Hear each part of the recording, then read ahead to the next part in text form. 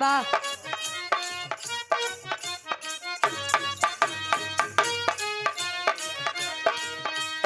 हो गई नी पूरा डेकोरेट बलम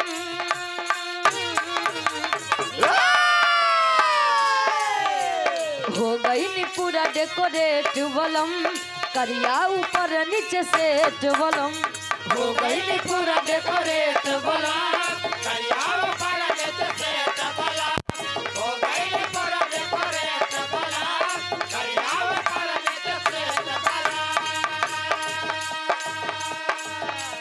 हो गई नी पूरा डेकोरेट बलम करिया ऊपर नीचे सेट बलम बेरी बेरी सर के या चरवाया इन पीन लगा दे अड़ी जाई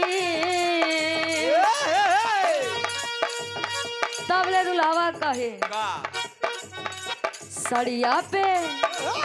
ए हो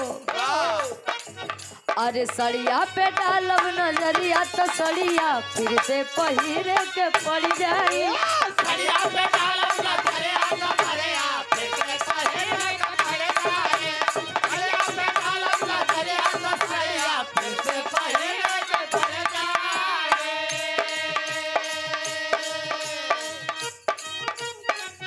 वाह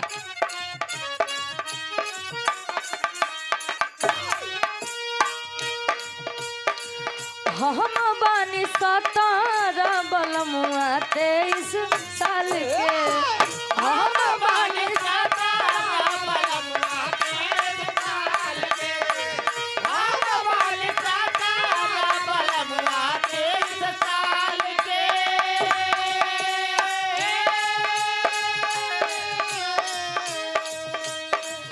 भौजी रे जिंदगिया रख खतरे में डाल के भौजी रे जिंदगिया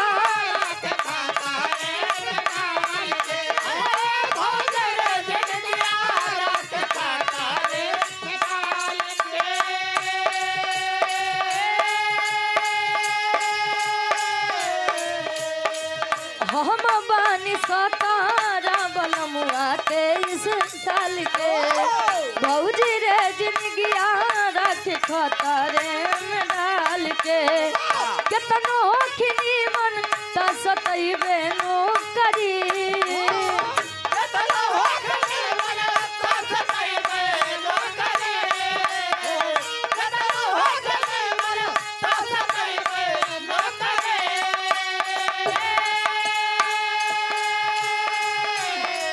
आप परम सम्मानित धर्म के बड़े भाई अर्जुन यादव जी इस भाव को समझते हुए इसी ग्राम के निवासी 51 रुपए का महान आशीर्वाद कहे का केतनो खिनी मन त सतैबे नो करी एतना फरक बा उमरिया में कमरिया त दू खइबे नो करी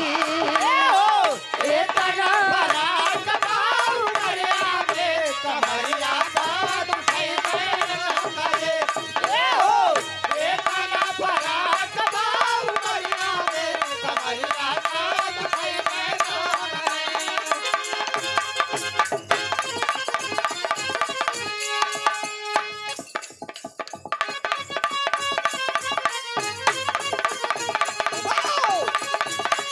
वाह भैया क्या बात है अरे जिया प्रयागराज से